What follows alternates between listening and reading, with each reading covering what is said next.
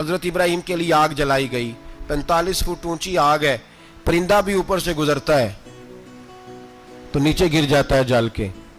इतने दिन लगा के आग जलाई गई। अब हजरत इब्राहिम को जलाया जाने लगा है। मंजनीक बनाई गई कि दूर से हजरत इब्राहिम को फेंकेंगे। हाथ हजरत इब्राहिम के बांध दिए, पांव मुबारक बांध दिए। पूरी जमीन पे एक नाम लेने वाला खुदा का, और उसको आज रस्सियों में जकड़ा हुआ है।